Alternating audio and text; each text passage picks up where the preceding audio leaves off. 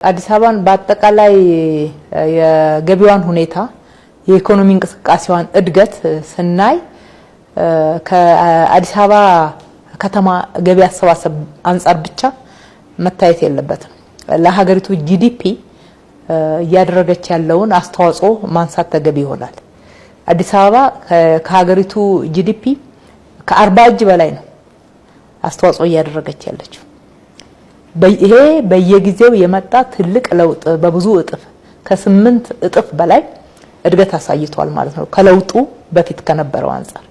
በዛው ልክ የአዲስ አበባ አመታዊ በጀትና አመታዊ ገቢ ያው እኩል ነው። በራሷ ገቢ የምትተዳደር ከተማ እንደመሆኗ መጠን ወደ 30 ቢሊዮን አካባቢ ነበረ 2010 ላይ የአዲስ አበባ አመታዊ በጀትም የምትሰበስበውም ገቢ ይሄው 30 ቢሊዮን ነው የነበረው። እዛ ላይ ደርሶ ነበር። 2017 አሁን የምንገኝበት መጋቢት ላይ ወደ 150 ቢሊዮን ሰብስበናል። በተቀሩት ወራቶች የቀረውን ሰብስበን 230 ቢሊዮን በዚህ አመት መሰብሰብ እንደምንችል አቀደን እየሰራን ነው፣ እየተሳካም ነው ያለው። ይሄ የሚያሳየው ከ8 እጥፍ በላይ የገቢ እድገት መምጣቱን ያሳያል።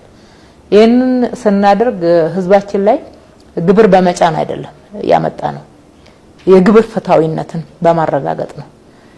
ግብር የሚከፍሉና የማይከፍሉ እንዳሉ በከተማችን በጥናት አረጋግጠን ግብር መክፈል ስርዓት ውስጥ የሌሉትን ወደ ግብር ክፍያ ስርዓት ውስጥ በማስገባት የታክስ መሰረቱን ማስፋት፣ ታክስ የማይሰበሰብባቸው የንግድ እንቅስቃሴዎችና የሚገኙ ገቢዎች ነበሩ።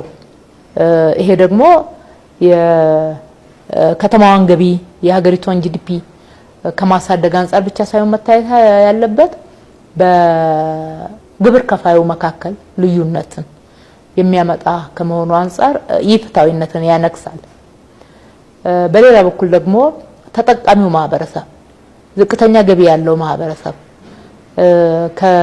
በኢፍትሃዊነት መርህ አንፃር ፍትሃዊነት የሚነክሰው ካለው የተሻለ ገቢ ከሚያገኘው ተሰብስበው ዝቅተኛ ገቢ ላለውና ምንም ገቢ ለሌለው በሚሰጠው አገልግሎትና በሚዘረጋው መሰረተ ልማት ፍትሃዊነትን ማዳረስ ስራ ነው። የግብር ስርዓት ይሄ ነው። መንግስትም በዋናነት አንዱ መሰረታዊ የሚያስፈልግበት ምክንያት ይሄ ነው። ስለዚህ ይሄንን ከማድረግ አንፃር ጥሩ ለውጥ መጥቷል። እንግዲህ 8 እጥፍ ማለት በ7 አመታት ውስጥ ቀላል አይደለም። በየአመቱ ከእጥፍ በላይ እያደገ መምጣቱን የሚያሳይ ነው።